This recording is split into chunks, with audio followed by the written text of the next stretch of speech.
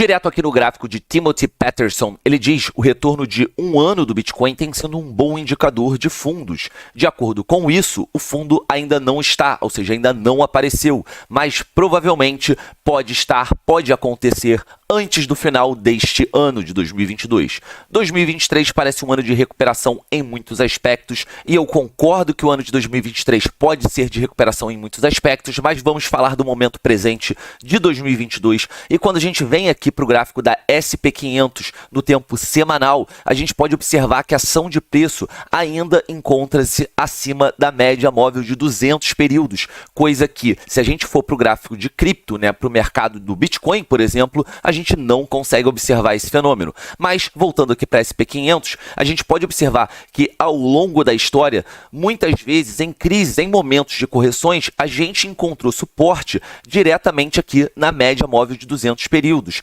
tendo, obviamente, como exceção esse período rápido aqui de 3 semanas que a gente ficou abaixo, foi exatamente no nosso Covid Dump, na nossa crise de saúde mundial. Voltando aqui na história, a gente pode observar esse toque aqui no final de 2018, tivemos quase um toque aqui em 2016, fevereiro. Em 2011, encontramos suporte, mesmo passando abaixo e fechando aqui algumas semanas abaixo da média móvel de 200, mas foi um período que, se você observar a continuidade do mercado, foi um excelente momento de compra, até que chegamos aqui na nossa famosa crise de 2008, que o mercado foi não só abaixo da média móvel de 200, mas bastante abaixo, cerca de 48, quase 50% abaixo do preço que a gente estava ali na média móvel de 200. E fazendo uma pausa aqui, trazendo mais um tweet do Timothy, a gente pode observar a correlação desses dois momentos na história que foram muito importantes. A gente traz esse paralelo porque possivelmente a gente possa viver uma crise tão profunda quanto em 2008. E o que o Timothy traz aqui em termos de pensamento, que é bem interessante,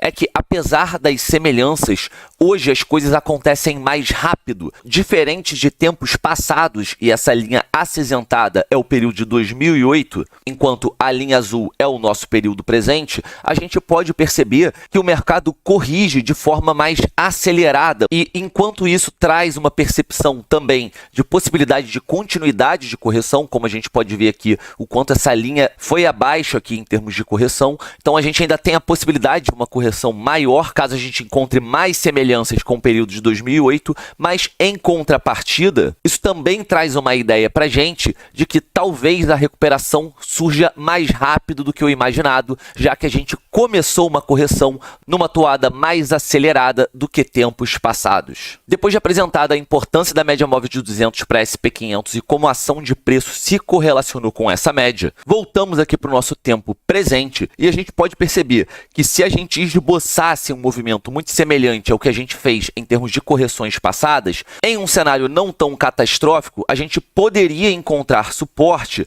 logo aqui na média móvel de 200 períodos, numa faixa próxima da onde ela se encontra, e isso traria ainda uma correção de aproximadamente quase 9% para o mercado tradicional de ações. Por isso, eu te pergunto, quanto você acha, dentro dessa perspectiva, que seria a correção no mercado cripto? Voltando agora para o gráfico semanal do Bitcoin, só para apresentar aquela teoria de Bitcoin a $15 mil, o porquê disso. Antes, a gente ainda trabalha com a hipótese bullish, que seria a formação de um fundo duplo aqui ascendente, que ainda está em cenário, ainda está em questão, visto que, em relação à ação de preço nesse momento no gráfico semanal, a gente se encontra bem acima dessa linha de tendência ascendente, que vem aqui desde a marcação do nosso fundo do último ciclo, e por isso eu acho uma linha de tendência muito importante de ser respeitada, principalmente para os que ainda desejam um 2022 próspero. Logo, se mantivermos a ação de preço para o fechamento desta semana nos patamares atuais, isso já seria importante, porque é mais uma semana que a gente ganha em termos dessa leitura de recuperação de movimento, e na semana seguinte, mesmo que a gente ainda tenha uma semana de correções, e veja no curto prazo a ação de preço ir mais abaixo, isso não seria negativo caso a gente tivesse ainda assim uma ação compradora o suficiente para deixar apenas uma sombra de vela. E isso, mais uma vez, apesar de ruim no curtíssimo prazo, seria uma boa confirmação caso a gente fechasse a próxima semana também acima dessa linha de tendência, mantendo viva a teoria também de que 17.600, 17.700, esse ponto aqui, foi o fundo do Bitcoin nesse bear market. Beleza, Mário, eu entendi o que o Bitcoin precisa fazer para que o sonho bullish permaneça vivo agora na continuidade do ano de 2022. Mas e caso a gente tenha uma continuidade de correção e isso aqui seja apenas um respiro para que a gente volte a ter uma correção maior? Então, vamos a esse cenário. Para tal, para iniciar o nosso raciocínio e por que o Bitcoin pode de fato ir mais abaixo do que o esperado, eu trouxe aqui o gráfico da BLX ou Brave New Coin, que a gente consegue observar toda a história desse criptoativo. Já que a nossa ideia aqui é identificar até onde poderia ir esse tal fundo do Bitcoin, primeiro eu vou fazer uma análise de quanto, historicamente, o Bitcoin corrigiu dos seus topos ao fundos aproximadamente, tá? Não vou ter nenhuma preocupação aqui a nível de dólar, a nível decimal, mas só para a gente extrair uma ideia. Logo, aqui em 2011, na sua primeira corrida de valorização, o Bitcoin corrige do seu topo ao fundo cerca de 93%. Quando a gente vem aqui no seu segundo ciclo, a gente pode observar uma correção de topo ao fundo de aproximadamente 86%. No nosso último ciclo, lá no final de 2017, iniciozinho de 2018, quando começa o nosso bear market,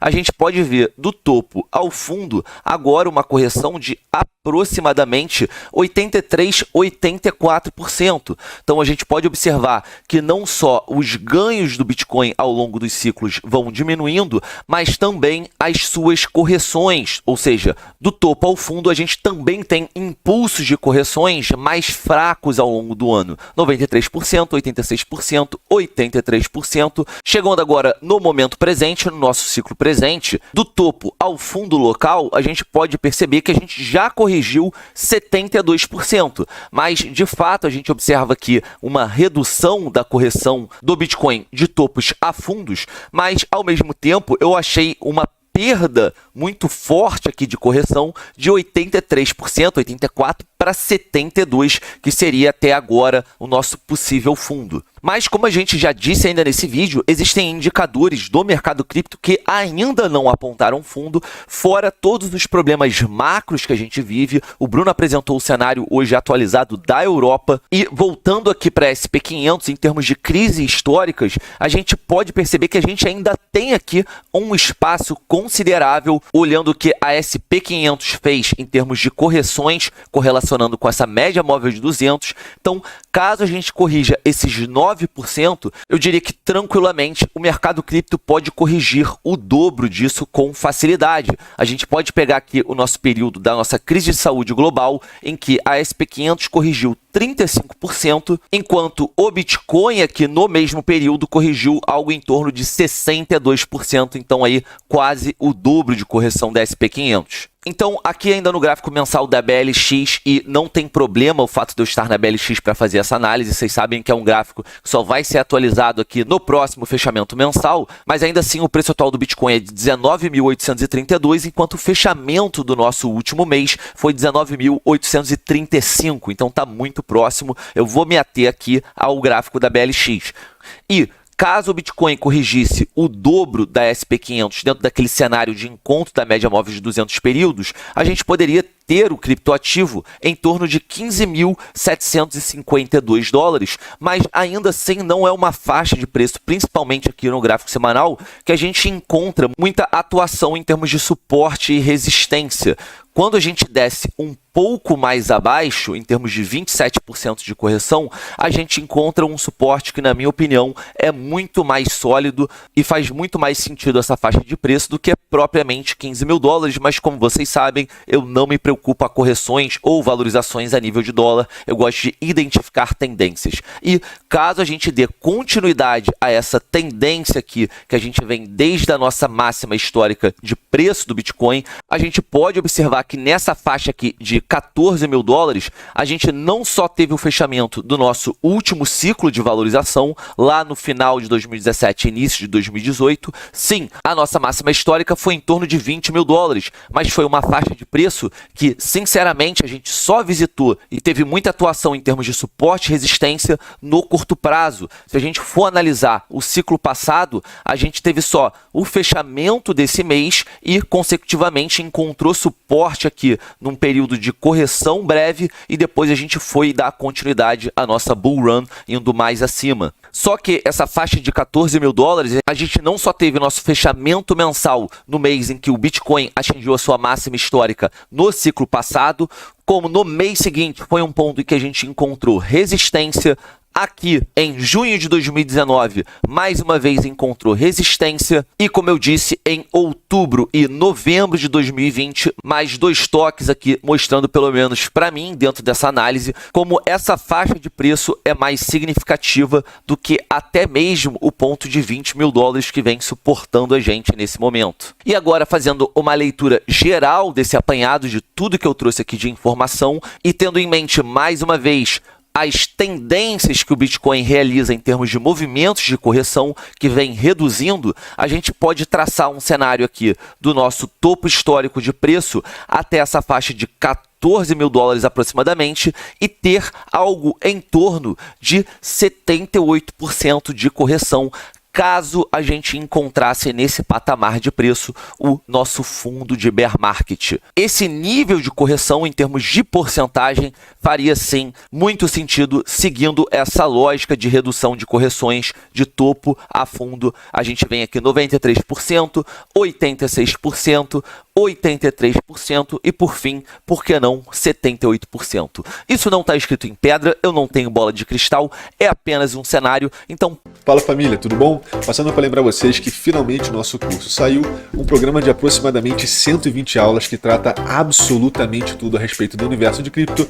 e como operar esse mercado. Ficou interessado? Manda bala que o link está aqui na descrição do vídeo junto com um cupom com descontaço para sua compra, tá?